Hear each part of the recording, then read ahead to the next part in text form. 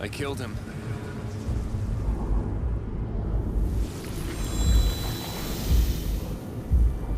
You took his amulet. It's useless. It only responds to Dante. She gave it to him. Remember? He was always her favorite. You know that. The way she admired his impulsiveness, how he followed his heart. You should find her. Show her what you've done. Finish what you've started.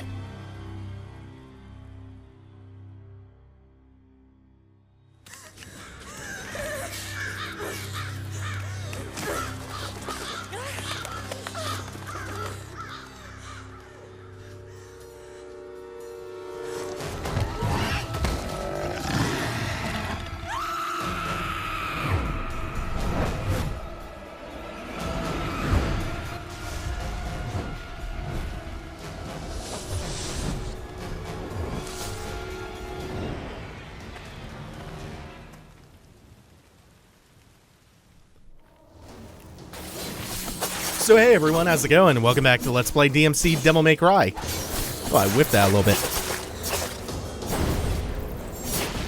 So we have Eva in the flesh for the first time, and you know, I think that this mission starts off a little bit kind of slow, and it's a lot of corridors, but oh man, I can't sleep on the art in this one.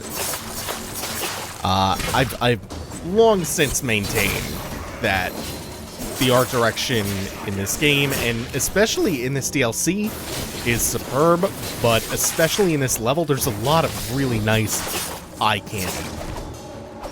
And the only reason that I would kind of say this one's a little bit boring is just because it seems at first like it's just kind of a rush of corridors, and there's not a whole lot going on. I'm glad I didn't send that guy over the edge.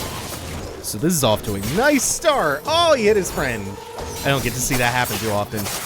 Also, fighting harpies as Vergil, super fun.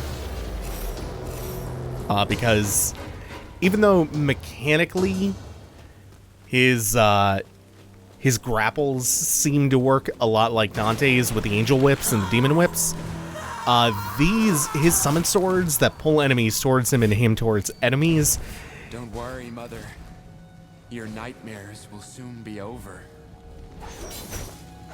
They work instantaneously, so you just get to close the distance or bring them towards you whenever you want. They aren't agile enough to actually dodge out of the way. Also, we get a lot of development for Vergil in this one, or rather, we are getting that in the transition from the end of the last mission to this one, where he kind of completes that Devil May Cry tradition of plunging the sword into Dante, albeit a hollow one. And this is what I'm talking about with some of the eye candy. That is just a really cool visual, plus the lightning and all of the topsy-turvy geography. We're in this hellish maelstrom. It's so cool. And oops, that was just on the edge. I didn't quite get that teleport out in time. And now we have the stomp follow-up to the drive. Just quite handy. I think what I want after that, I'm actually going to go for another demon upgrade. I'm going to grab the volcano upgrade that launches enemies, the charged one, because that's super handy. Like, the more ways you have to launch enemies and the more ways you have to juggle them, generally, the more you can freestyle. Also, we have the elite Stygians making a return, like this enemy type. It's a nice upgrade to the basic enemy type, which is already among my favorites for the basic enemies. We get this fight here with the Death Knights. This will just shred them. We'll put them in the blender, along with the Wisp. Ooh, not quite how I wanted that to go. Oh, we almost caught one on the very edge of that, but I didn't quite fully commit. And you know what I like about this? Notice what we have not run into yet. we've not run into straight-up color-coded enemies. And there are none in this DLC. There's still these enemies like the Death Knights where it's clearly more beneficial to use either angel or demon weapons. But they aren't the strict color-coded variety.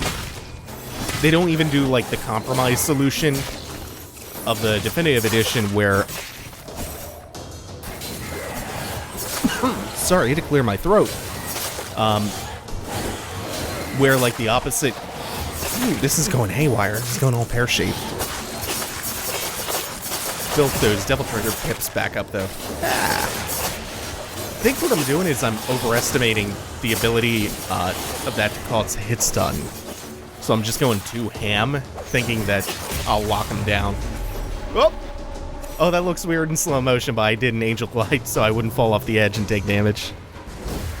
Yeah, they don't even do the compromise, the half measure, where you we have opposite colors doing half damage instead of full. There just aren't those enemy types, and that's because the combat designer just hated that. Didn't like that at all. Stomp level 2. Could get Rising Star level 2. Oh, no. What am I doing? Right, I wanted the Volcano Charge, and then we can get Atomic later. Short attention span.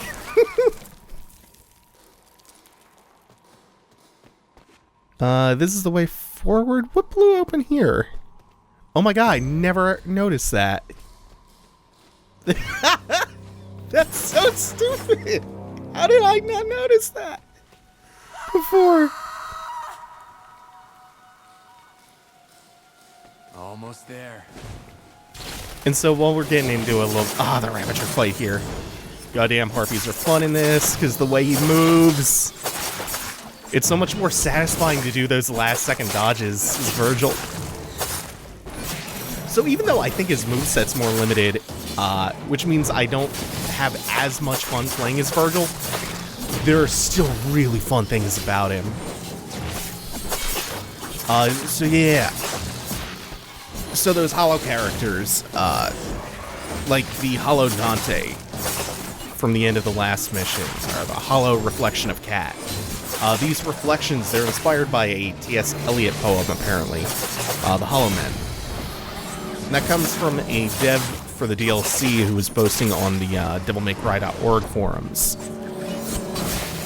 Kind of shedding some light on the development. But they're still... Shit, they're still elusive enough to kind of dodge you if you just try to go at them raw. This was fun. Like, this DLC is actually so much better than it should be, given that it was kind of, from what I understand, made on a bit of a threadbare budget. Finish you off pretty easily. But yeah, he was expounding upon the original concept for the Lilith fight, where the story at the time wasn't about her being pregnant with Mundus's spawns, so she had more like autonomy. She had more of an ability to be her own fight, and she would transform and fight you herself. And the idea was there was still going to be the hostage exchange, but it would take place. The fight would take place during the trade, where like midway through, she was going to transform and jump on top of a passing train, and that'd be where you fought her, like on the moving train. So the idea was for it to be highly dynamic. And I think he even pointed out that, like, at the time he made the post, that Bayonetta 2 trailer had just dropped with the train fight. He was like, oh, that's kind of like what we were going to do. He was marking out for it. Oh, it's cool.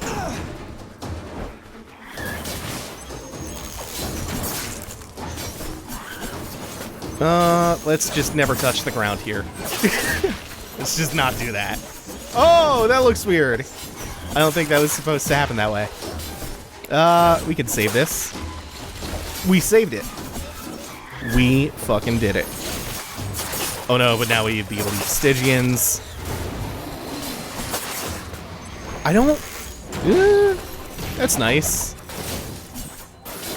Oh, shit. I glanced over at the style points, and I noticed what happened there. Because I was a little bit slow on processing all that. The bomb blew up and pushed the elite Stygians off the edge, so I got a bunch of environmental kills. Ah, that's cool. What the hell? I think I was just like a hair too slow on that, on releasing the charge. Kinda sucks. Ah. I gotta watch the shockwave from the one behind me. Ooh, ooh, ooh, ooh! So good. Bunch of last second evades. Let's not take chances on these guys. Keep this. Yeah, I'm definitely overestimating the hit stun, but still, like, that's... If you're just trying to game that, it's really strong.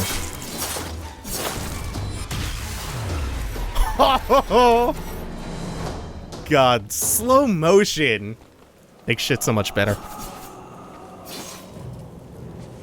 Adds at least 50% more hype. That is one of the things I love most about Tekken 7. Those hype-ass slow-mo end-of-round moments where, like, two characters are about to trade with one another, and it goes into that slow-mo. You're watching that with bated breath, just like, oh shit, what's gonna happen? Who's gonna fucking win the trade? It's so good. It's so strong. So is this leading to what I think? Okay, yeah. So around this point, you can kind of start to realize that this isn't quite as linear as you think.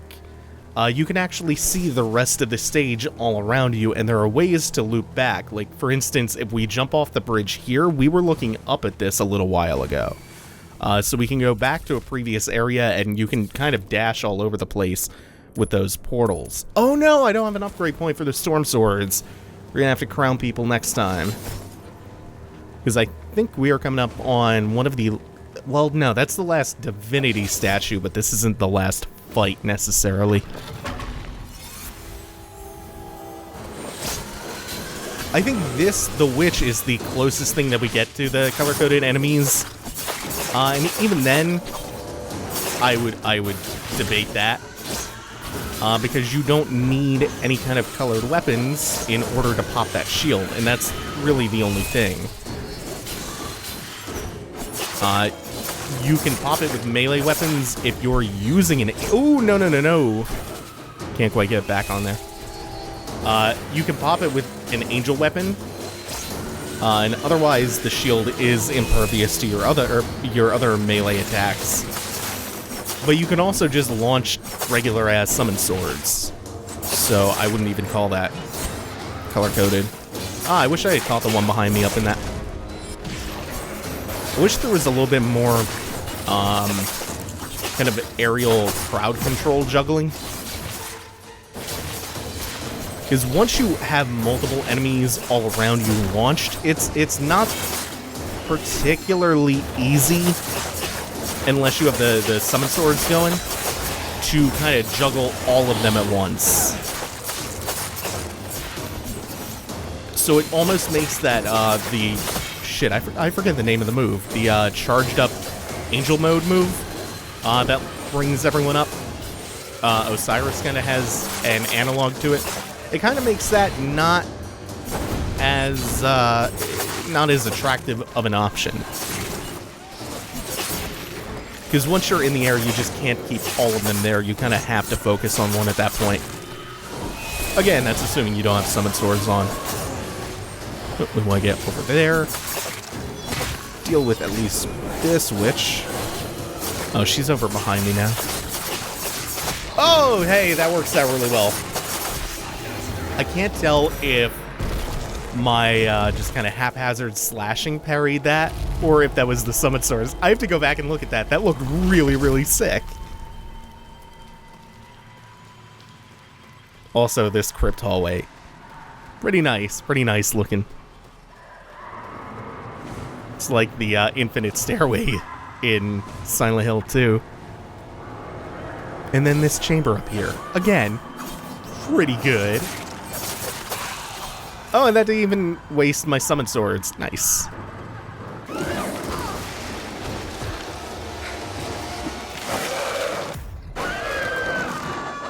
Hey, you! Leave her alone!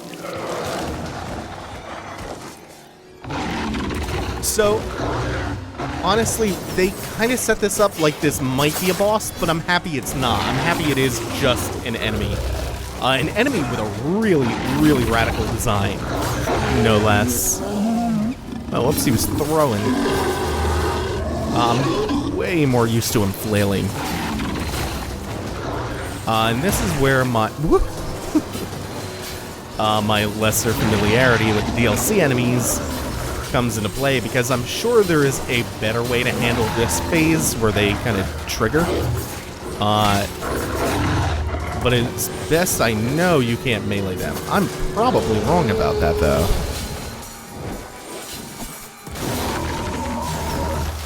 Being a little bit more conservative this time, since I took a bunch of straight hits I didn't need to. Ah, shit. Oh, and we let him get to another one of these.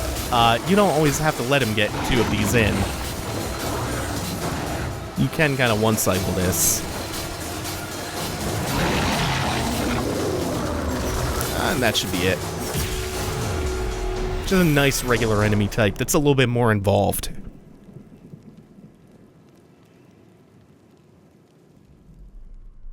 Vergil, I'm so glad you're here.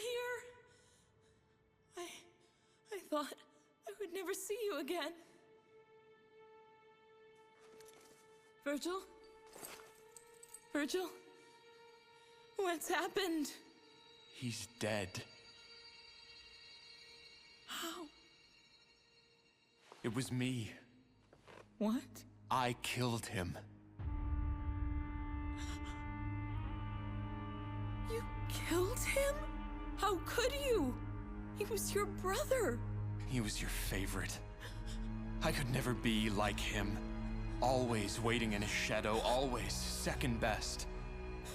Well, not anymore. I always loved you equally. You saved me from this to break my heart. Why? Look at me, Vergil. I'm here to say goodbye. What have you become? We gave you power, and you used it to kill. After everything we taught you. Everything you taught me was wrong. All you gave me was power, nothing else. I brought you into this world. Gave you love. Doesn't that mean anything to you? Where's your heart? I no longer have one, Mother. No. Vergil! Goodbye. Please! Don't leave me! Vergil! Alright, and so with that, we are done for today. Thank you all for watching. Don't forget to like, comment, and subscribe. Thank you all for watching. Take it easy. Have a good one.